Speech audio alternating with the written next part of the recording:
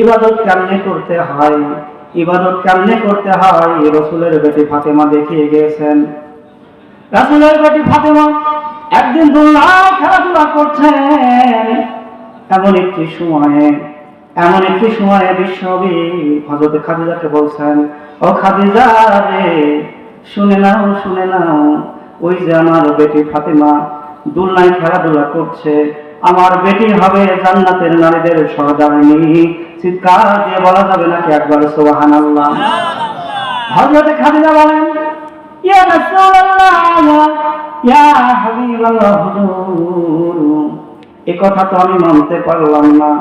ইসলামের জন্য আমার সর্বোচ্চ সম্পদ যা ছিল নবী গো, আপনার গায়ে আমি কুরবানি করে দিয়েছি। নবী গো, ইসলামের নারীদের মধ্যে প্রথম ইসলাম গ্রহণকারী মহিলা আমি খাদিজা। আমি জান্নাতের সর্দারিনী না হয়ে আমার বেটি ফাতেমা কেমনে করে জান্নাতের সর্দারিনী হয়, আমাকে একটু খুলে বলা যাবে নাকি? হাই বিশ্বনবী, খাদিজা রে, আমি তোমার কথা কোনোদিন ভুলতে পারবো না। তোমার সমস্ত সম্পদগুলো তুমি আল্লাহর রাহে দিয়ে দিয়েছো, বিশ্বনবীর কাছে তুমি দিয়ে দিয়েছো, ইসলামকে প্রতিষ্ঠিত করার জন্য তোমার সম্পদগুলো আমাকে দিয়ে দিয়েছো। ও খাদিজা, তোমাকে কিন্তু আমি ভুলতে পারবো না। হযরত খাদিজা বলেন, ইয়া রাসূলুল্লাহ, হাবিবাল্লাহ, উত্তর তো পেলাম না। বিশ্বনবী বলেন, খাদিজা রে, তুমি ইসলাম গ্রহণ করেছো কত বছর বয়সে? হযরত খাদিজা উত্তর দেয়, ইয়া রাসূলুল্লাহ, হাবিবাল্লাহ, হুজুর, আমি ইসলাম গ্রহণ করেছি 55 ইয়ার্স, অর্থাৎ 55 বছর বয়সে।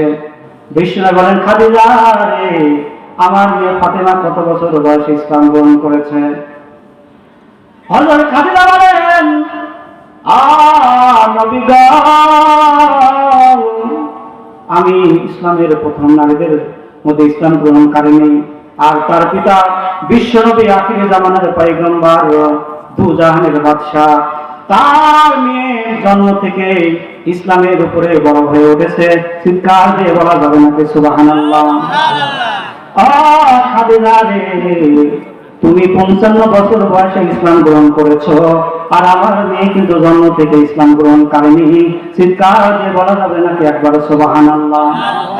2 নাম্বার কারণ, খাদিজা শুনে না, ও খাদিজা, এই মক্কার আরবে ব্যবসা বাণিজ্য করতে গিয়ে কত লোকের সাথে তোমার দেখা সাক্ষাৎ হয়ে গেল রে খাদিজা।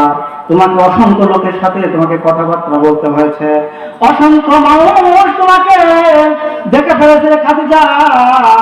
আমার কন্যা ফাতেমা যতদিন যাব আমার সে জন্মগ্রহণ করেছে, আমার এই বাড়িতে যত কাল তিনি থেকেছেন, কশিন কালেও কোনদিন কিন্তু পর্দার খিলাফ করেন নাই।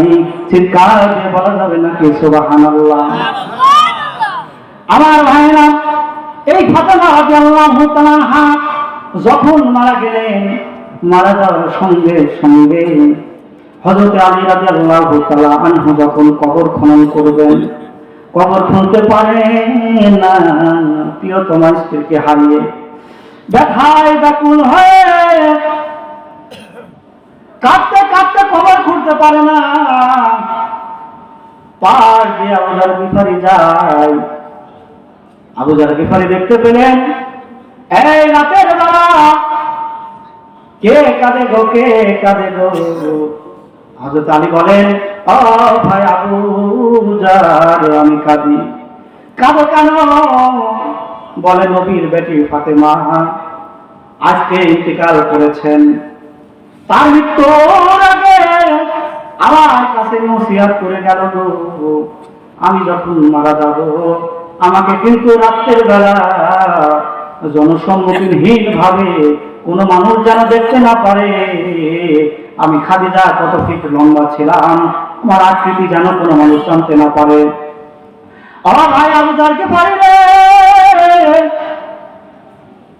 আমার স্ত্রী ফাতিমা আমাকে রাত্রি দাফন করার জন্য, নিরিবিলিতে দাফন করার জন্য আমাকে ওসিয়াত করে গেছে, আবু জার রে, প্রিয়তমা স্ত্রীকে হারিয়ে আমি কাঁদছি। হযরত আবু জার রাদিয়াল্লাহু তাআলা আনহু আলী রাদিয়াল্লাহু তাআলা থেকে কুদালখানা নিলেন। কুদালখানা নেওয়ার পরে কবর যখন খোঁড়া শেষ হয়ে গেল, কবর যখন খনন করা শেষ হয়ে গেল, সঙ্গে সঙ্গে আবু জার বলে, ও কবর রে, তুই কি জানিস আজ তোর মধ্যে কাকে আমি রাখতে যাচ্ছি? কবর, শুনে নাও, আখির জামানার পয়গম্বর বিশ্ব নবীর কলিজার টুকরা হযরত ফাতেমা রাদিয়াল্লাহু তাআলা আনহাকে তোমার ভিতরে আজকে রাখতে যাচ্ছি। ও কবর রে, তোমার মধ্যে আজকে রাখতে যাচ্ছি জান্নাতের যুবকদের সর্দার হাসান হোসেনের আম্মাকে, শেরে খোদা আলীর স্ত্রীকে আমি কবরের মধ্যে রাখতে যাচ্ছি রে কবর। কবর ডাক দিয়ে বলে, আবু জার রে, নবীর বেটি ফাতেমাকে চিনি না, হাসান হোসেনের মা ফাতেমাকে চিনি না রে, আলীর স্ত্রী ফাতেমাকে চিনি না, আমি চিনি আমল, যারা ভালো আমল করে যাবে রে আবু জার, আমি তাদের জন্য শান্তির ফয়সালা হয়ে যাব। চিৎকার দিয়ে বলা যাবে নাকি একবার সুবহানাল্লাহ?